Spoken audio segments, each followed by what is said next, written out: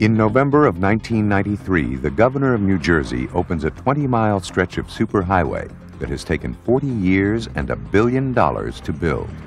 Transportation officials say it is the end of a massive highway building program, the likes of which will never be seen again. At Chicago's O'Hare Airport, a business executive has to wait over an hour for a 40-minute flight. There's not a cloud in the sky, and he will miss his appointment. As the 20th century draws to a close, Americans are seeing the end of an era. Our transportation system, once the envy of the world, is not ready to carry us into the 21st century. But even as motorists rushed onto the new interstate, an answer could be seen streaking across the New Jersey countryside. An answer that helped build our past and can carry us into the future. It is a train, but it is unlike any we have ever seen before. In Germany, it is known as the Intercity Express, but in America, it is simply called the ICE train.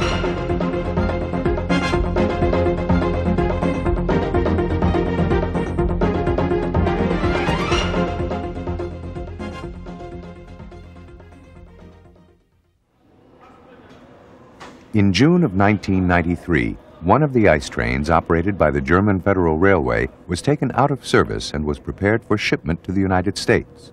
The train will undergo extensive testing by Amtrak, America's National Passenger Railroad Corporation, as it looks to purchase high-speed train sets for future use in America. After being tested, the train will visit 26 cities before spending 2.5 months in regular Amtrak Metroliner service between Washington, D.C. and New York. The tour is part of a joint effort between Amtrak and the builders of the train, Siemens and AEG, to give Americans a chance to see and feel what modern rail transportation has to offer. The ICE train is a prominent example of high-speed rail, something fairly new to Americans, but which has been around for more than 20 years in other parts of the world. High-speed rail is an intelligent blend of speed, efficiency, and creature comforts. Relaxed passengers are whisked from city to city in less time than it would take to drive or fly.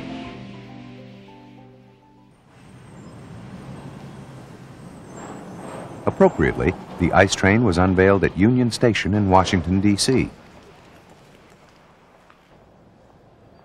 The station itself is a reminder of the golden age of railroads in this country, when trains dominated our way of life, and the stations were monuments to their importance.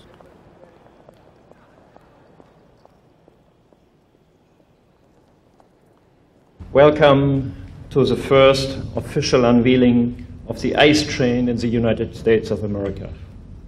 Union Station, splendidly renovated just 5 years ago, provides the perfect backdrop for demonstrating to everyone the true renaissance of the railroad. The ICE train is the impressive result of a concerted effort of Germany's most sophisticated industries.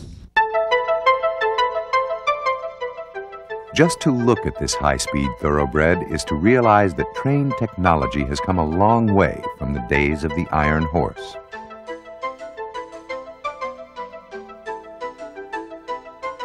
For over 150 years, the railroads helped build this country into an industrial and financial superpower.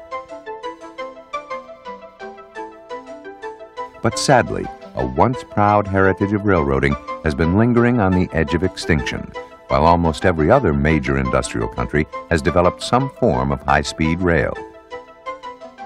Among the most notable are the famed bullet train of Japan, France's popular TGV, and the Intercity Express.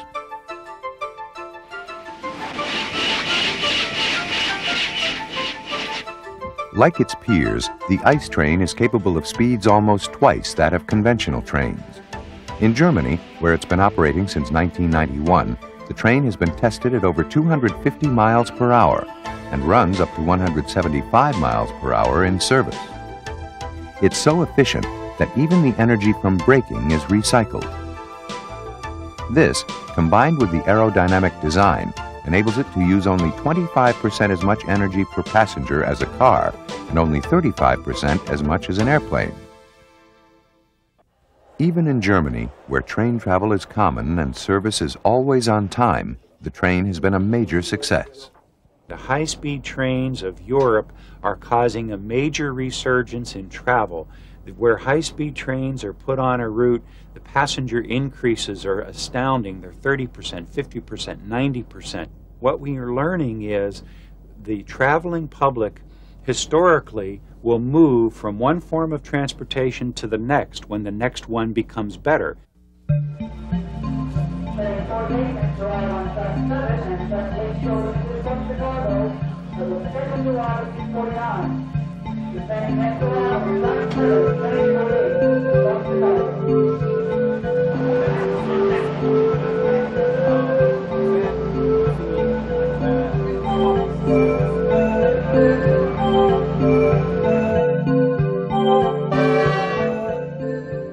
The train heads out on a test run over the 250 miles of track between Washington and New York City.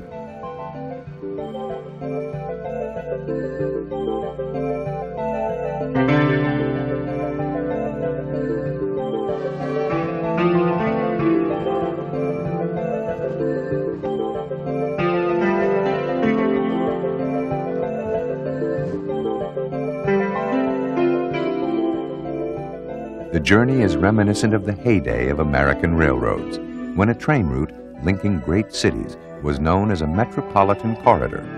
And this corridor is America's oldest and busiest. It was here in Baltimore in 1830 that the B&O Railroad ran Tom Thumb, the first locomotive to be built in America. Its top speed was 18 miles an hour. And it was also here that the first official railroad station in America was built.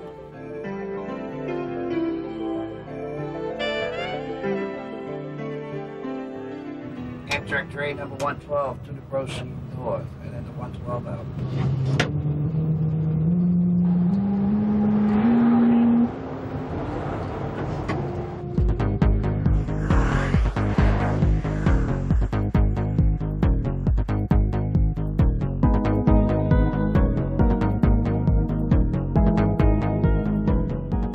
From the air, it's easy to see why the ICE train is so efficient. Not only are high-speed trains aerodynamically designed, they're also built and operated as a complete group or set of cars. Power units replace locomotives and are located at both ends of the train so that it can easily head back on a return trip.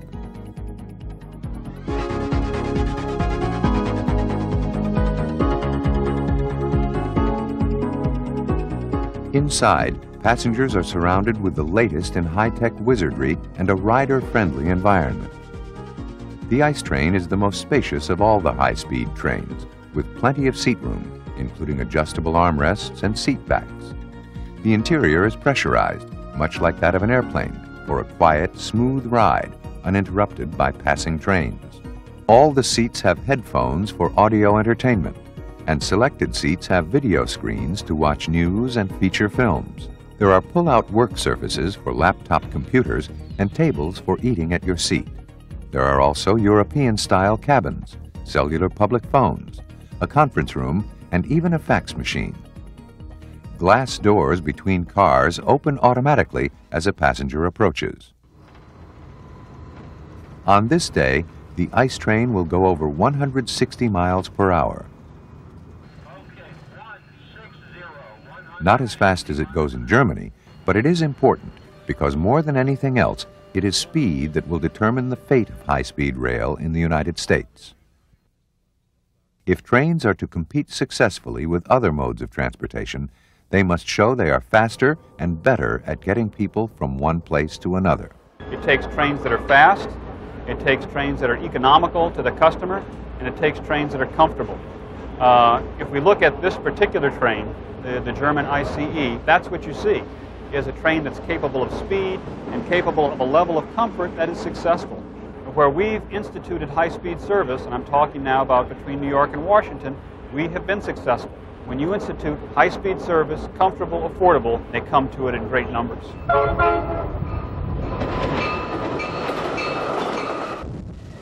Today, the Northeast Corridor continues to be the most heavily traveled route in the country. It is here that Amtrak has already proven that high-speed rail, even on a modest level, can be successful. Amtrak's Metroliner service operates at up to 125 miles per hour and is the single largest carrier between Washington, D.C. and New York City, with some 40% of travelers. However, these trains are now 20 years old and are not nearly as fast, efficient, or as comfortable as the newer breed of trains.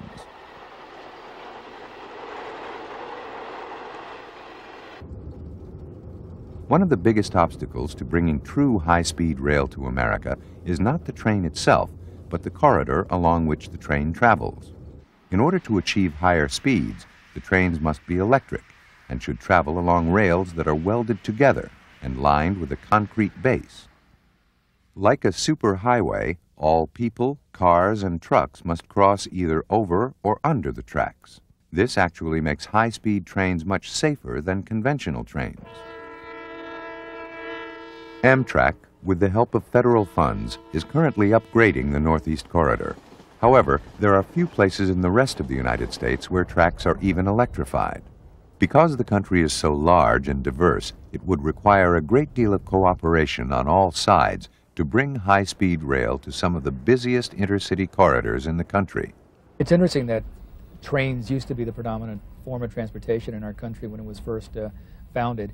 Now we're seeing a renewed interest in train technology, and as we make it more available, I think more and more Americans will be excited about taking high-speed trains throughout the United States. So we're working in partnership between the federal government and the states and the cities and the private sector to develop high-speed rail corridors around the country, and by working together we can leverage limited federal dollars into multi-billions of dollars throughout the country.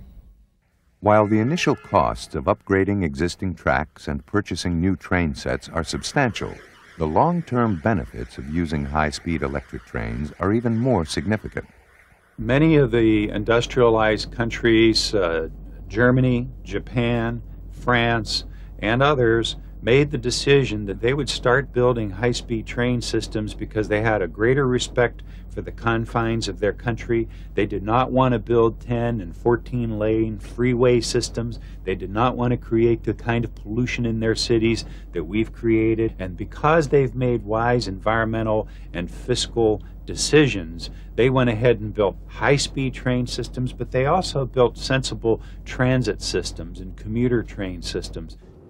Ironically, non-polluting electric trains were introduced in this country around the turn of the century. The smoke from burning coal and steam engines had become a major obstacle to building stations in the heart of cities like New York and Baltimore. To make this possible, electric locomotives would replace the steam engine at a switching station outside the city and then pull the train cars the rest of the way underground. Eventually, tracks would be electrified all the way down to Washington, D.C., as far north as New Haven, Connecticut, and out onto Long Island. But in the end, electric trains became the exception rather than the rule in America.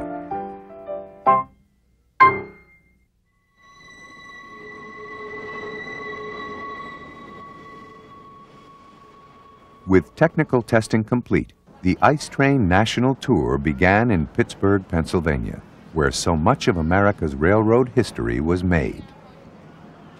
Pennsylvania had a fantastic history with rail.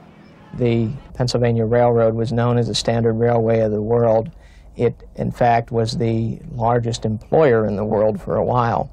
So you think of the Pennsylvania Railroad was the GM of its day. Anybody in Pennsylvania that you knew, chances are he had a relative that worked for the Pennsylvania Railroad.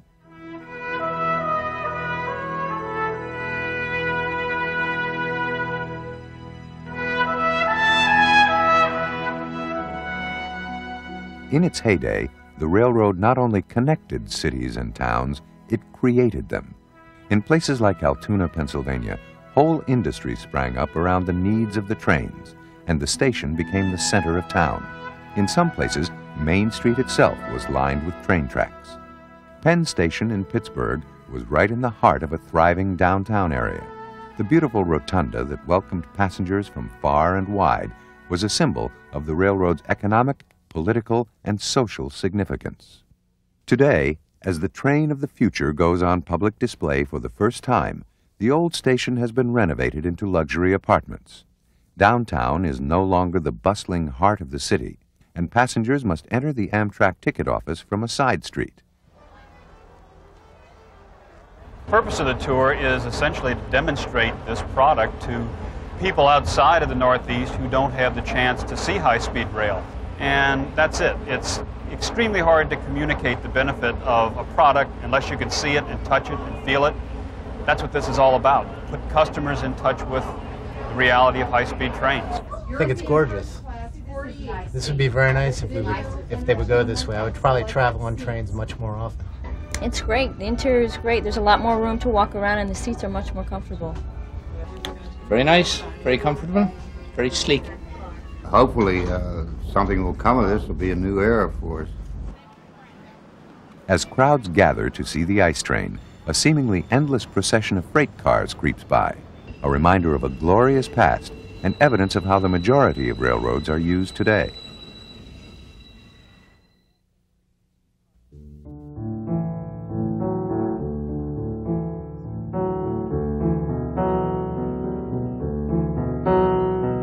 In the morning, the train heads east toward Philadelphia.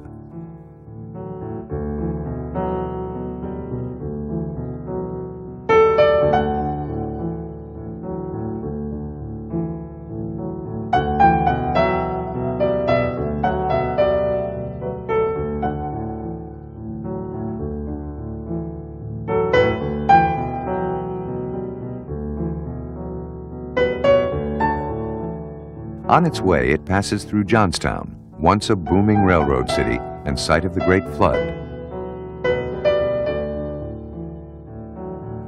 Later, it makes its way around the famous Horseshoe Curve at Altoona. Like a racing car without gas, the ICE train without electric wires overhead must be towed by a diesel-electric locomotive.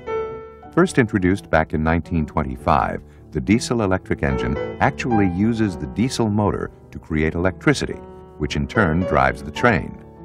The massive diesel engine is a stark contrast to the sleek, more powerful train behind it. It's an irony that will not be lost to the thousands of Americans who will lay eyes on the ICE train in the weeks ahead.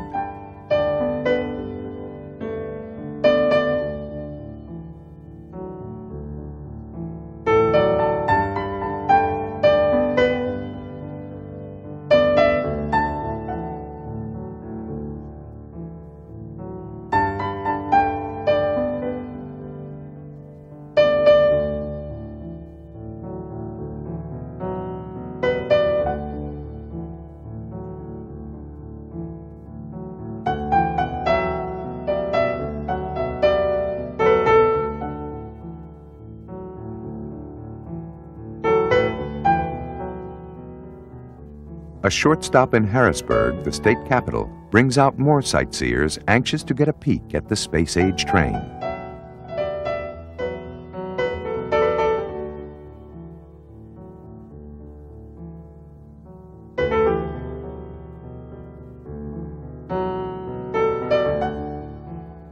For years, whistle-stop tours like this one played a prominent role in America's history.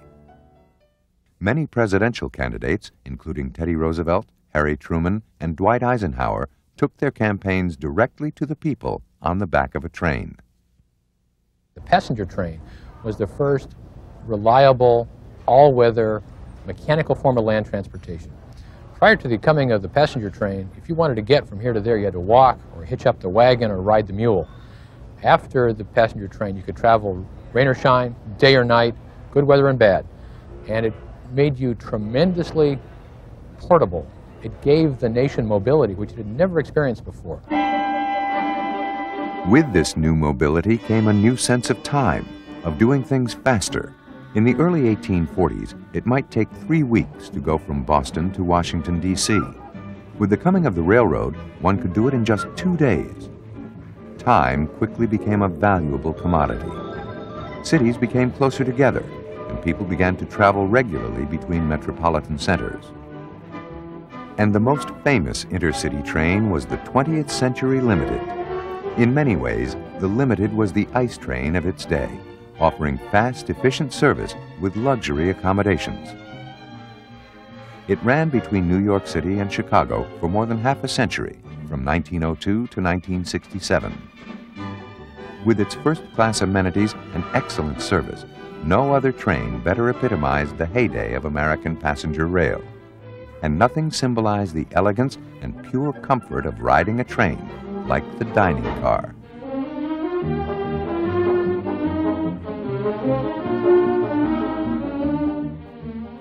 The majority of the dining and sleeping cars were made by the Pullman Company.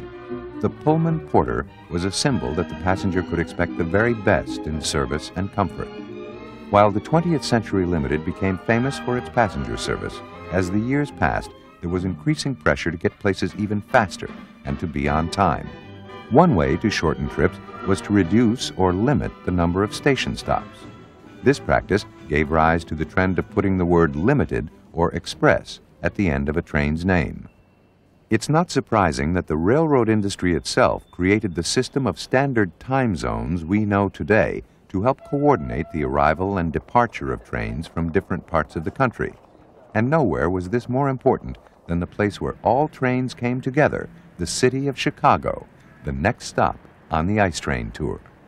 From WPBM-TV Chicago, this is Channel 2 News at 4:30. It's called the ICE train, and today it made a stop at Chicago's Union Station. It is super slick, super fast, and super luxurious. As the ICE train pulls into Union Station, the huge rail yards that survive today are testimony to the importance of this city as one of the great railroad capitals of the world.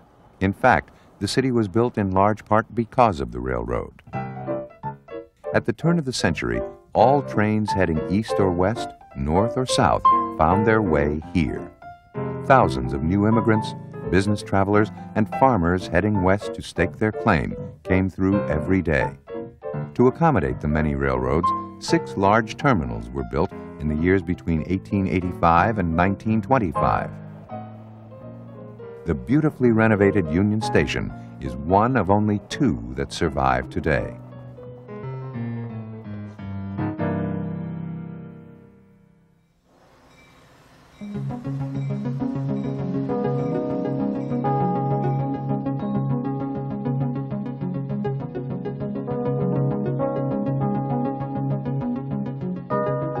Departing Chicago, the ICE train heads southwest toward St. Louis, across the heartland of America.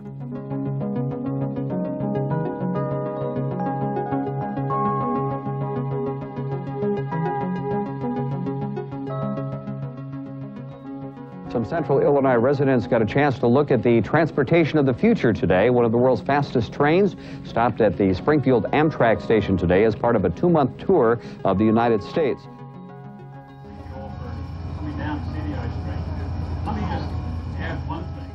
Like the whistle-stop tours of the past, the train stops in small towns, while representatives from Siemens, AEG, and Amtrak tell people how a train like this may one day come through here on a regular basis.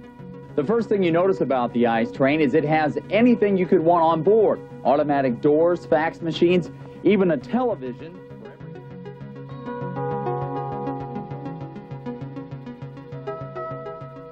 St. Louis, nestled along the banks of the Mississippi, also has a proud railroad heritage and was a great center of train activity for many years.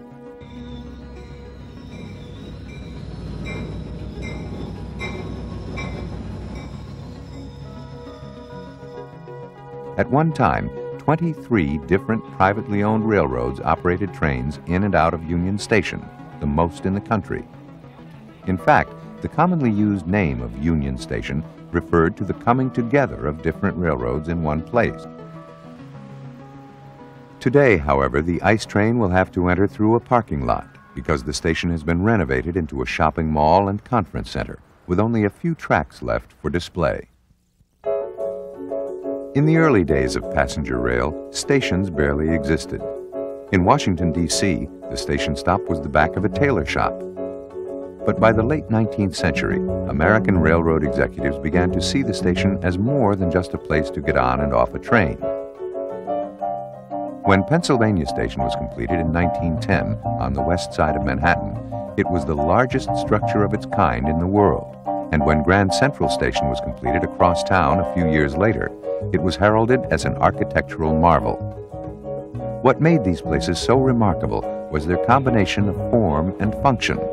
The huge interior hall gave little hint of the extensive network of ramps, hallways, and tunnels linking the station with hotels, subways, and offices, while the exterior rivaled that of a great art museum. Soon, great stations began to appear across the country. Union Station, Los Angeles, is a good example of a space designed as a place of human assembly, where people of all classes could mingle. Natural light, spacious rooms, and comfortable seating all serve to give the sense of freedom even on the busiest days. Today, the station serves thousands of commuters daily, as well as Amtrak passengers traveling along the Pacific Corridor from Los Angeles to Seattle. In the heyday of passenger trains, the train routes of California were some of the busiest. You had a renaissance in the late 30s as the Depression ended and the railroads began to put on trains like the Coast Daylight between San Francisco and Los Angeles. You had 22-car trains carrying 700 to 800 people, a very popular service. We had virtually a non-stop train from Oakland to Sacramento with a ferry connection from San Francisco. You had 6 trains to Los Angeles on the coast route. You had 4 in the valley route. You had Santa Fe trains, the Golden Gates, and the heyday lasted pretty well into the 50s. In recent years, California has struggled with its ever-growing need for effective mass transit and is seriously considering the introduction of high-speed rail. We need alternative forms of transportation to freeways. Our freeways are giant parking lots. Our airports are clogged. We simply don't have the billions of dollars that it's going to take to put in new airports. High-speed rail is a practical, efficient, environmentally sound answer to so many of our problems.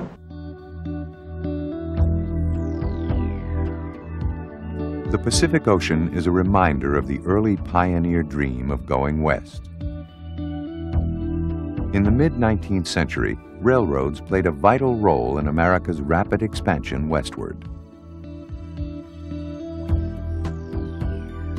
At one time, there were more tracks laid in the United States than the rest of the world combined.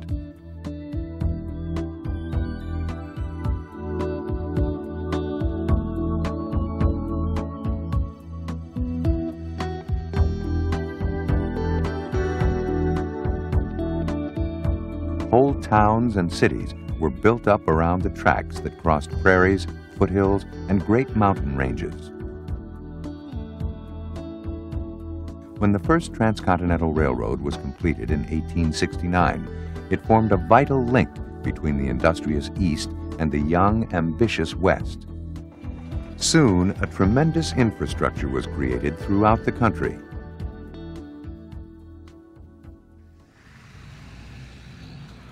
It was here in Sacramento that work began on the western half of the Transcontinental Railroad over 140 years ago.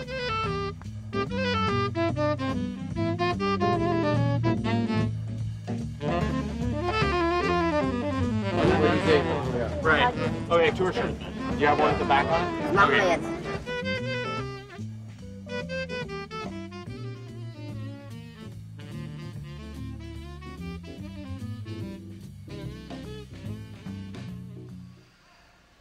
The city's famous train museum opened its doors to pay tribute to a bygone era, and at the same time welcome a train that could help bring railroading back to the forefront of transportation in America. If you take a look down right now, you'll see this beautiful train right in West Sacramento. It's headed for Sassoon. It'll travel about 60 to 70 miles an hour, but normally it will speed along nearly 3 times that fast. And if you'd like to get a look at this train, it's in OSAC, open to the public until 3 this afternoon. Loved the train. It's fantastic. I hope we get one. I thought it was enough to make me want to travel by train. Yes, very nice. Very nice. Railroads have had a profound effect on the growth and development of California. And there's perhaps no other single transportation technology which has influenced the Golden State to the extent that railroads have. And we believe quite strongly that railroads have an important and vital place in the future of transportation in the far west.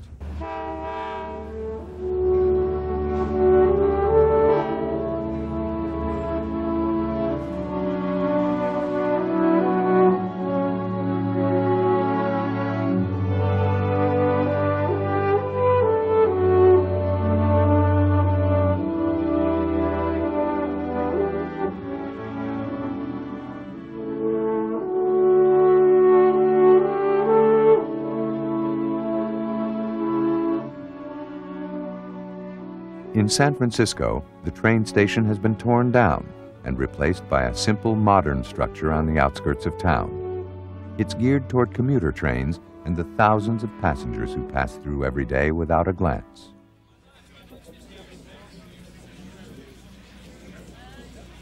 Is that it? The ride is short, gentlemen. There's a few buses that run in, but there's no metro. The California coastline is a very scenic ride, and if you have the kind of comfort,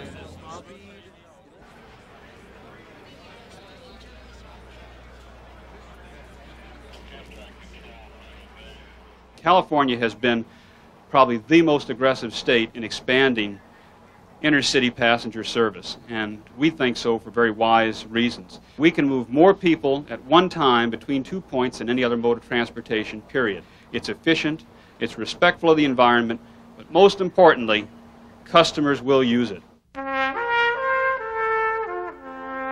What happened to the railroad? How could the single most influential industry of the 19th century be so forgotten and neglected by the second half of the 20th century? It began with the invention of the automobile.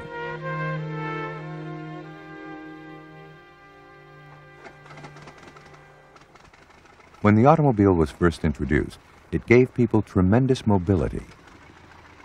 They could come and go as they pleased and get places faster. Soon, mass production made it possible for the great majority of people to own a car.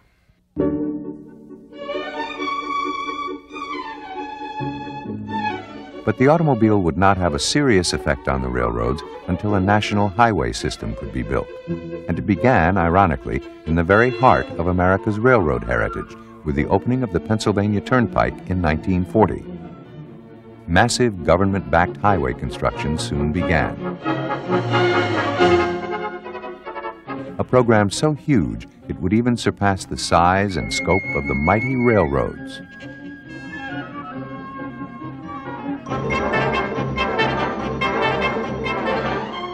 The second blow came with the introduction of the commercial airliner.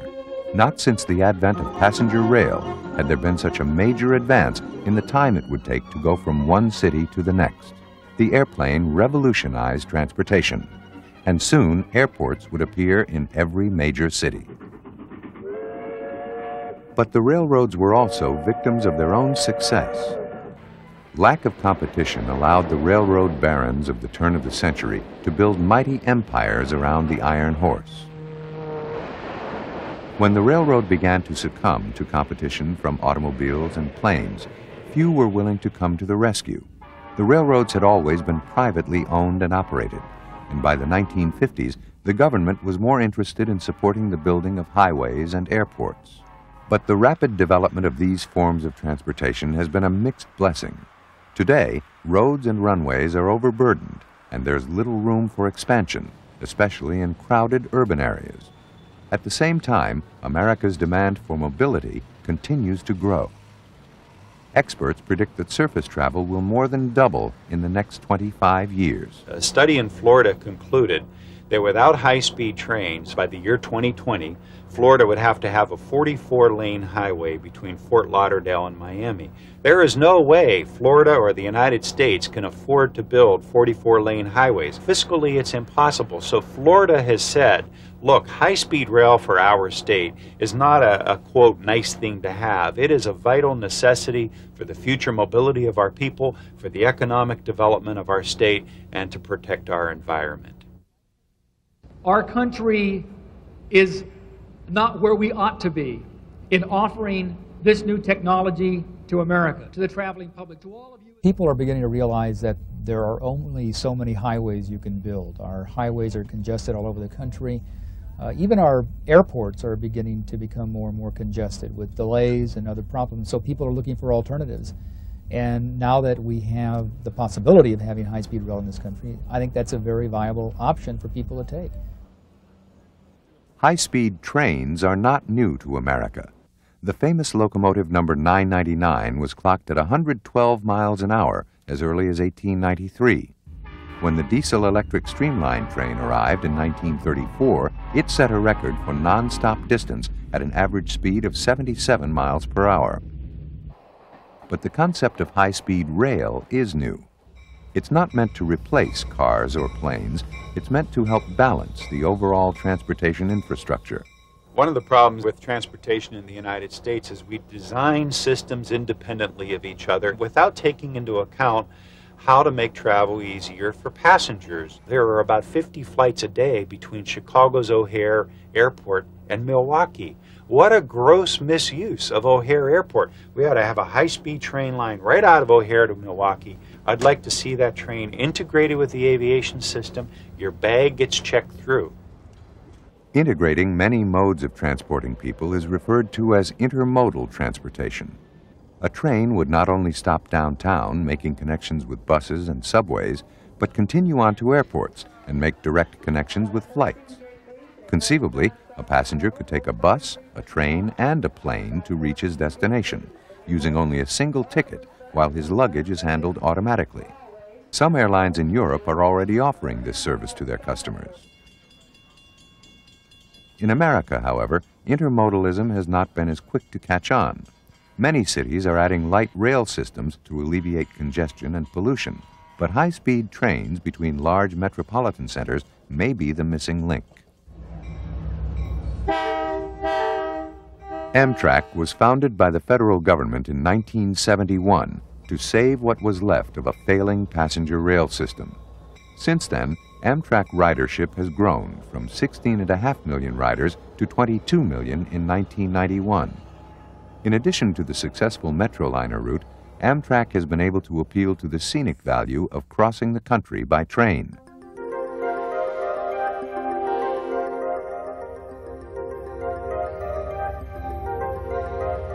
As the ICE train moves across the Southwest, it's easy to see why.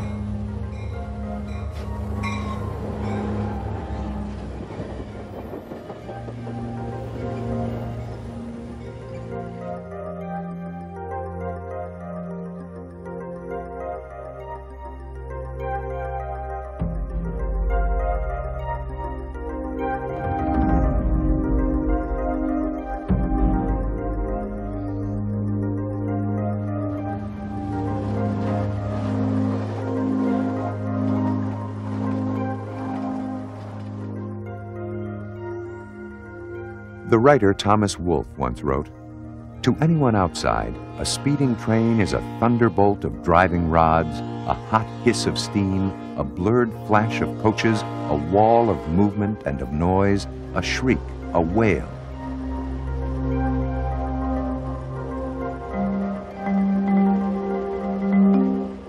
And then just emptiness and absence, with a feeling of there goes everybody, without knowing who anybody is. But if one is inside the train, everything is different."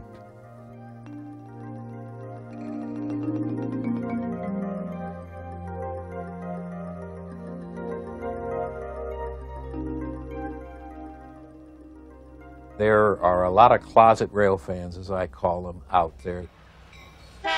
Whenever we bring out a steam engine, the highways are clogged. I know my friends in both the bus and the air businesses, what do you guys have that we don't have? There is a, I hate to use it, nostalgia about railroads, because I want people to ride trains for their effectiveness, not because they're nostalgic about it. After leaving Florida and traveling up the East Coast, the ICE train finishes up the tour with a trip through New England.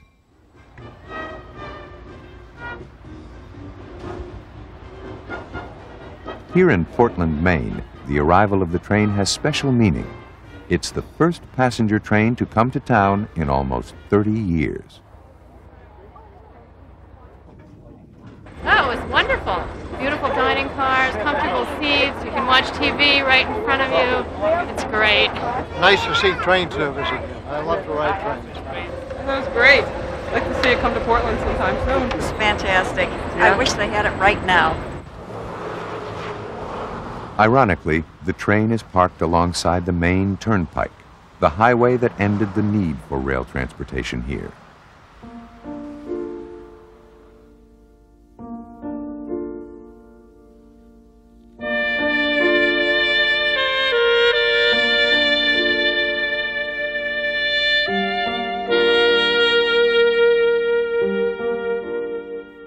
At its peak, the railroad brought trains from as far south as Washington, D.C. and as far west as Chicago. Trains made regular stops in places like Bangor and Bar Harbor.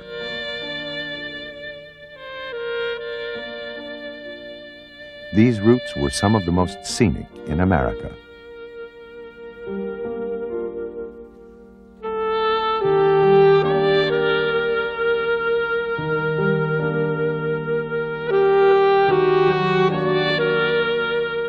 In 1960, the writer E.B. White said of the demise of passenger rail, "And what is the railroad to me? I have to admit that it means a great deal to me. It is the link with my past, for one thing, and with the city, for another. Two connections I would not like to see broken. The railroads of Maine are eager to break these connections. I live in the twilight of railroading, the going down of its sun." The private railroads were not interested in carrying people, they were more interested in carrying freights, and the costs were so prohibitive, they began to eliminate the service. But at that point, we really didn't care. I stepped into my new car and filled it with inexpensive gas and got on the brand new Maine Turnpike and scooted along to Boston the day that they tore down Union Station and the last passenger train pulled out over 30 years ago. But back then, the words may have been in the dictionary, but they weren't in our vocabulary. Words like pollution, congestion, energy conservation, those were not considerations 35 years ago. We were all very ignorant. The ICE train that we have beside us here today is precisely the sort of new technology that will help keep this state at the very center of economic growth and activity. But now, Maine is looking at a future that includes trains. Amtrak is planning to work with the state to bring back passenger service. A few years from now, many of us will gather again to welcome the commencement of high-speed rail service to Maine on a regularly scheduled basis. As the ICE train slowly pulls out of Portland and heads back to Washington, D.C., it will have covered more than 30,000 miles of track, visited more than 25 cities, and received thousands of visitors, reminding Americans of a proud heritage that helped forge this country and at the same time give them a glimpse into the future.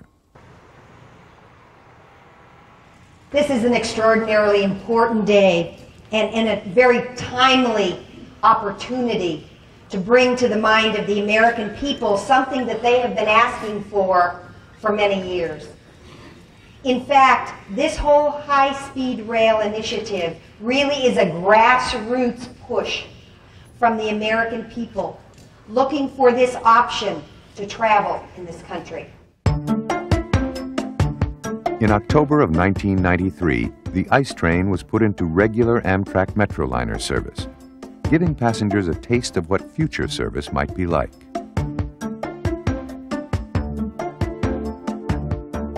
While there are no more Pullman porters, high-speed rail trains have done much to bring back the total experience of riding the train. The Board restaurant car offers passengers a complete dining service with onboard chefs preparing meals to order. There's no doubt in my mind that people would love to have dining cars like this, because immediately people go back to other experiences they've had years past or in other dining cars that they compare this to. I had a woman this afternoon that compared her meal here with the best that she'd ever had. At the other end of the car is a bistro for sandwiches and snacks. It makes train travel an adventure again. Famous trains like the 20th Century Limited, you read about, and all those images just come back now. And I hope it's the wave of the future. This train speeds right along, but you still have the view, and you can move around, you can eat in the restaurant. It's a great experience. A computer allows travelers to check train schedules and other information. The first-class coach offers spacious 2-in-1 seating. It is this return to personal attention that has many referring to high-speed rail as the renaissance of the railroad. It's a lot easier to work on this train, and there just seems more space to move around in. I like the notion of being able to, conduct business on the train. Fax machines, telephones. I think these things are important to people who are on the train a lot. Once again under its own power, The ICE train is driven by three-phase asynchronous traction motors for high reliability and extremely low maintenance. A digital drive control monitors the traction to minimize slippage and guarantee efficient power distribution. Below, the wheel sets will go up to 600,000 miles without needing adjustment. I've been in the railroad industry 28 years, coming up on 29. Seen a lot of changes in it. Never in my life did I think we would have equipment like this.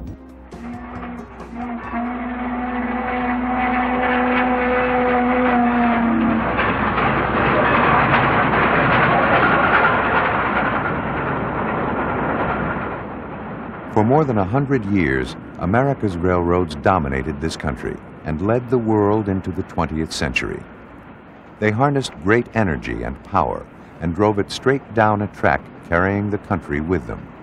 The metropolitan corridors that connected cities, great and small, were the lifelines that helped develop a growing nation and made all things seem possible.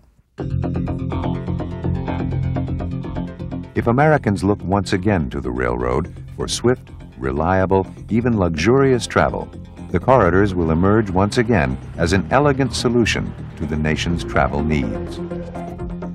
The ICE train brings to mind a quote from the movie Field of Dreams: "Build it, and they will come."